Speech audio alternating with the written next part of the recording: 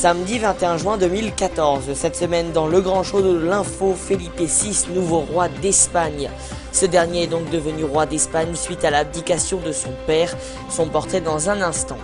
10 ans après, quid de la rénovation urbaine à Clichy-sous-Bois, c'était le plus grand important programme de rénovation urbaine en France et tout cela s'était passé en 2004. La Coupe du Monde n'est pas accessible à tous, certains sont contraints de s'en priver, nous verrons ensemble que travail et foot, c'est une alliance impossible. Enfin, comme chaque semaine, ce sera le récap.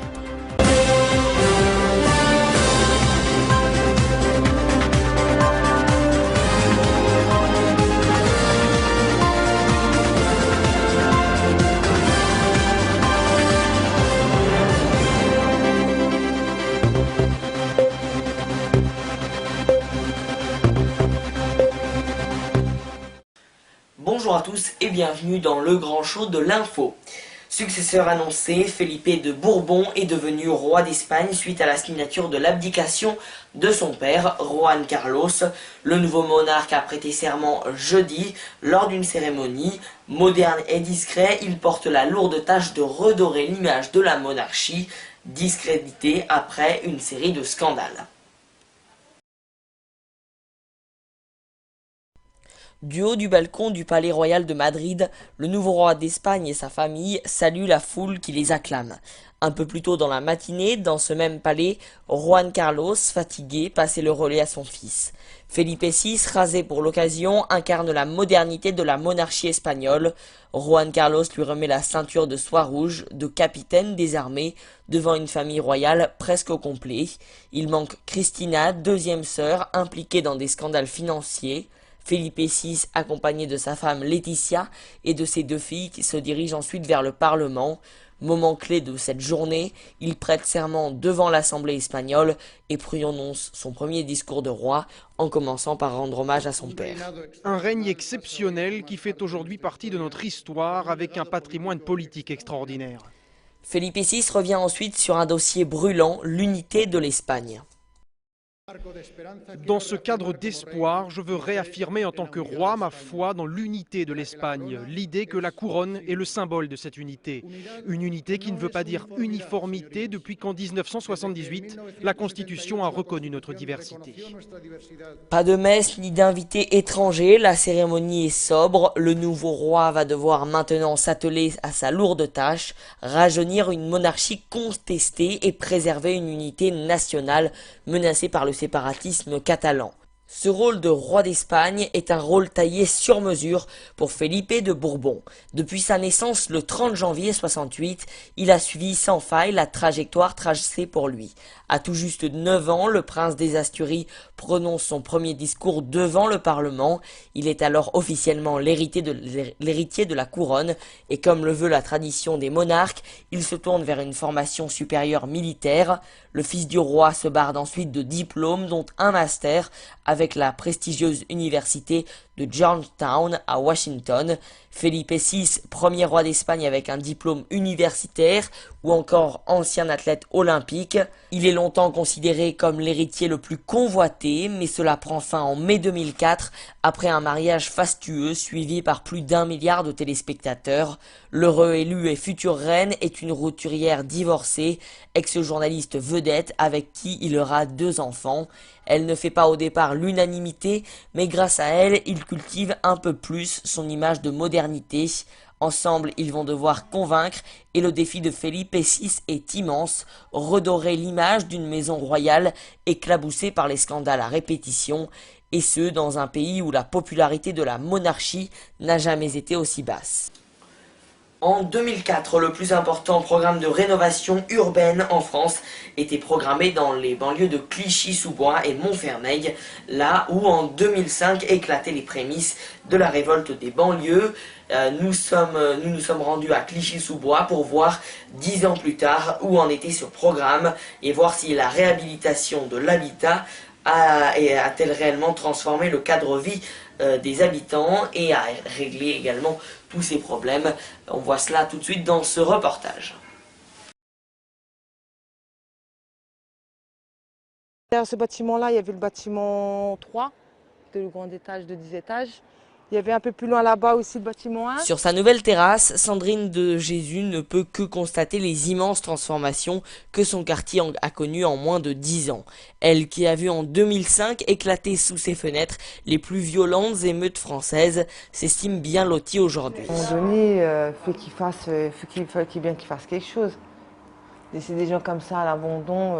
Vous avez déjà vu des reportages à Marseille?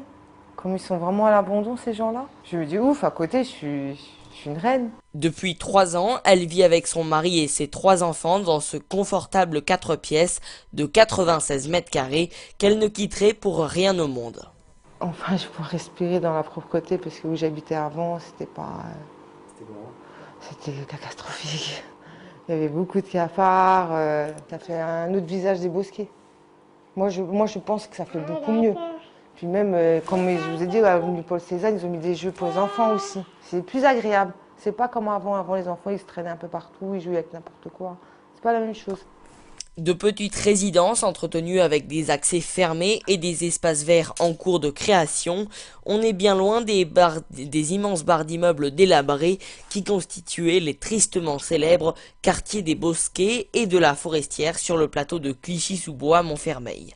En tout, près de 1400 logements ont été détruits, 2762 autres ont été rénovés et pour l'instant 1209 logements neufs sont sortis de terre pour un coût de 670 millions d'euros. Le plus important programme de rénovation urbaine des 30 dernières années en France. Un logement neuf, c'est aussi ce à quoi Ladj et son voisin Aloua ont eu droit, une petite résidence avec balcon et terrasse, ainsi qu'un parking privé dont ils sont tous très fiers. Je peux pas quitter Clichy. Ah oui, même Clichy. C'est plus le ghetto. C'est plus ce que nos parents ont vécu. Là, c'est quand même là on voit que quand même il y a une amélioration, qu'on vit déjà dans des bonnes conditions. Voilà, c'est surtout ça. Outre la rénovation urbaine, l'État s'était aussi engagé à réinvestir ses banlieues.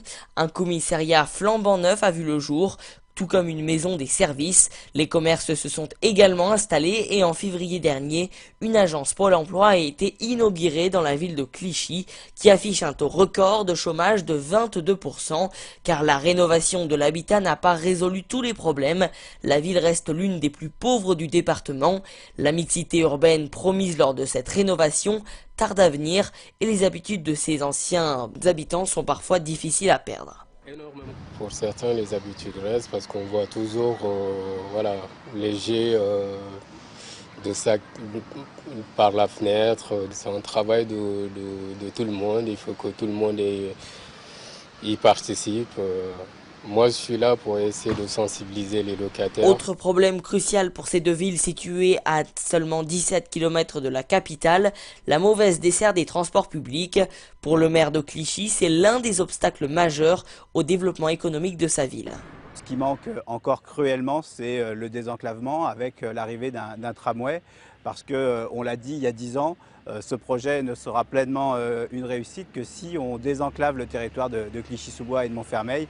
Et force est de constater qu'aujourd'hui, même s'il y a la volonté politique, eh bien, ce tramway n'est toujours pas là et ça met en péril la réussite complète de ce projet. Prévu au départ pour 2014, ce tramway ne devrait pas voir le jour avant 2018. Si le pari de l'habitat semble gagner sur le plateau de la Forestière, la ville de Clichy-sous-Bois a encore un autre chantier de taille, la rénovation des propriétés dégradées du Chêne Pointu, près du centre-ville, qui font régulièrement parler d'elle, un chantier titanesque de 2500 logements.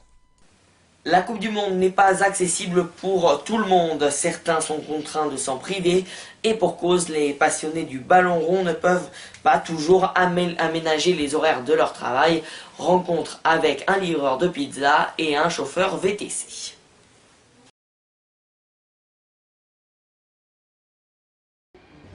Livraison, s'il vous plaît. Esteban a 18 ans, il est livreur de pizza.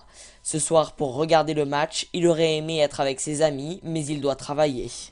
30 minutes avant le début du match, tout le monde va appeler en même temps. Tant qu'il y a des livraisons, on travaille. Esteban garde toutefois le sourire, même si, forcément, il est un peu frustré. Tu penses tout le temps au match pendant tes livraisons, tu es tout le temps, ouais, il y a quoi comme score, est-ce qu'on gagne, est-ce qu'on perd. En fait, ce qui manque, c'est vraiment d'être devant le match et supporter son équipe, quoi. Il pourra peut-être se consoler en glanant quelques infos auprès de ses clients. Rafik, lui, n'a pas de problème. Il est chauffeur à son compte et travaille donc comme il le souhaite. Depuis le début de la Coupe du Monde, j'aménage mes horaires. Je termine toujours avant le premier match, avant 18h. On a commencé le match? Rafik soutient avant tout l'Algérie, mais il a tout de même une pensée pour la France et supporte notre équipe. Le cœur, c'est toujours déjà l'Algérie, c'est le pays natal. Mais après, bon, la France, c'est notre pays d'accueil. Alors, voilà, ça passe en numéro 2. Rafik n'est pas seul à profiter des matchs. Il les regarde depuis le début en amoureux, puisqu'il a réussi à convertir sa femme à sa passion du ballon rond. Tout de suite, c'est le récap, le résumé complet de l'actualité de la semaine.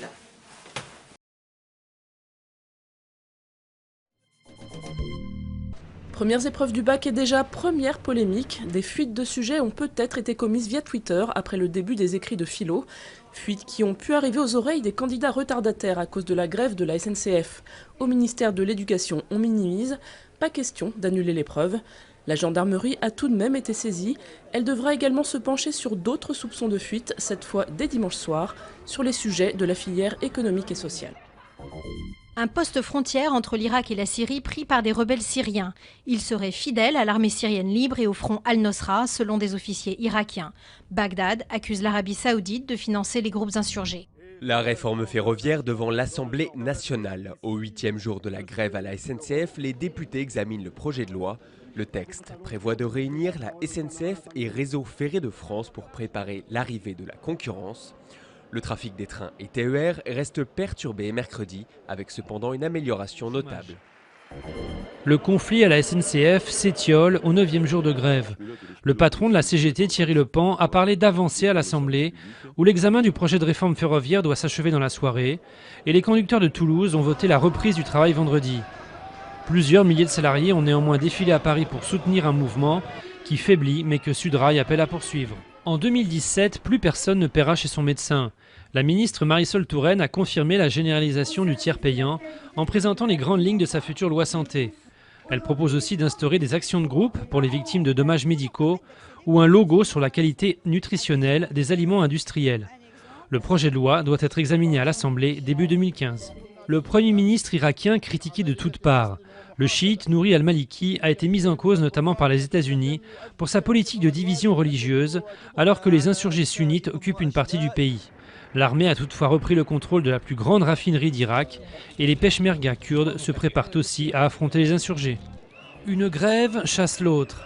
Alors que la fin du mouvement des cheminots contre la réforme ferroviaire semble s'amorcer, avec de nombreuses reprises du travail sauf en Île-de-France et en Alsace, la grève des intermittents menace, elle, de grossir. La CGT Spectacle a rejeté les décisions de Manuel Valls, appelant à une grève massive le 4 juillet, jour de l'ouverture du festival d'Avignon, et reconduisant son préavis pour tout juillet, le mois des festivals. Jeudi soir, le Premier ministre a balayé la principale revendication des intermittents en décidant d'agréer leur nouvelle convention d'assurance chômage, mais en promettant cependant que la mesure la plus contestée, le différé dans le versement des indemnisations, serait compensée par l'État. Un plan de paix pour l'Est de l'Ukraine. Alors que d'âpres combats se poursuivent, il a été dévoilé par le président Petro Poroshenko après un nouvel échange avec son homologue russe Vladimir Poutine. Ce plan prévoit notamment l'amnistie pour ceux qui déposent les armes, la libération des otages, une zone tampon de 10 km entre Ukraine et Russie et l'organisation d'élections locales. C'est la fin de cette édition, merci à tous de nous avoir suivis et rendez-vous bien évidemment la semaine prochaine pour de nouvelles actualités sur Big Up TV et puis une bonne fête de la musique à tous, profitez-en bien, à samedi prochain.